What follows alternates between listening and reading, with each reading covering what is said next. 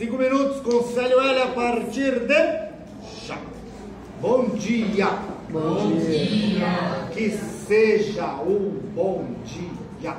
Eu quero comentar com vocês sobre uma polêmica que está rendendo na rede social com relação à redação do Enem. Eu não sei se alguém de vocês foi fazer o Enem como teste. Foi, né? E o ano que vem é para valer.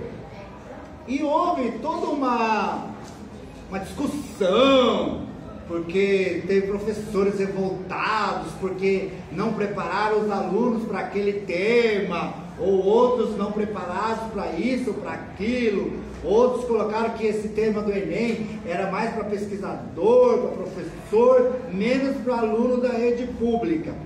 E, ainda bem, no mesmo dia, quase na mesma hora, uma professora surda também fez uma postagem maravilhosa, eu compartilhei na minha rede social, falando, né, que ela, escrevendo, né, que ela também não foi atendida, a professora dela, que foi professora dela na escola regular, criticou bastante a proposta de redação do Enem, e ela colocou para o professor: olha, se você talvez tivesse tido competência, não foi essa palavra, né? Na época, talvez eu tivesse tido maiores oportunidades que eu não tive sendo sua aluna. Basicamente foi isso que ela disse, não com essas palavras.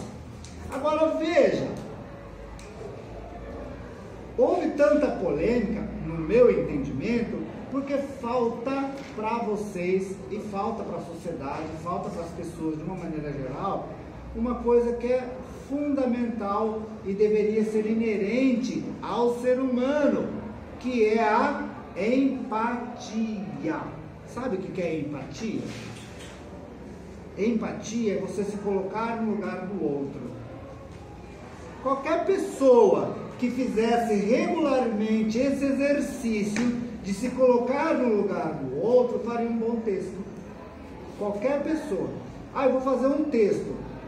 Eu nunca nem pensei nesse assunto. É fazer sobre surdo. Olha, se eu fizesse essa transferência natural, como que eu seria se eu fosse surdo? Como seria a minha educação?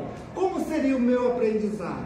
Eu tenho alguns colegas surdos, eu já vi pessoas surdas. Nós temos um aluno aqui, inclusive, na nossa escola, que tem intérprete hoje, e eu já fui professor também da Érica, não sei se vocês chegaram a conhecer, que era surda, dela para ela na 7ª, na 8ª, Érica era o nome dela.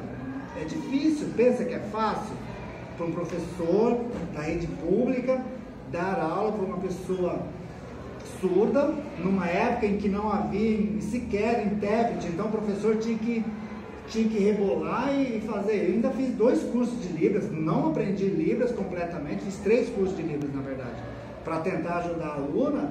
Agora veja só, eu vou fazer uma redação, eu nunca pensei no assunto, nunca escrevi sobre o assunto. Olha a coisa mais simples, me coloco no lugar do outro.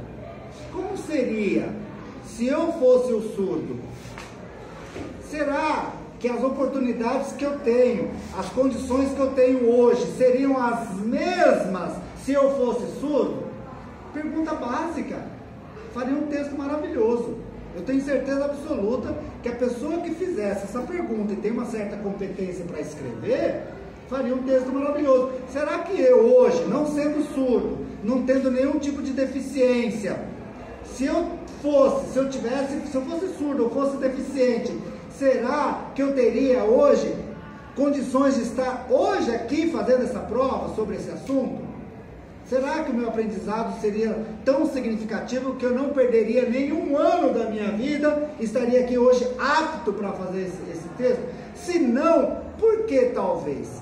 E aí você tem todos os argumentos do mundo para criticar a educação, para criticar a falta de projeto, para criticar a falta de humanidade, para criticar a falta de qualquer coisa relacionada à educação inclusiva, principalmente do surdo.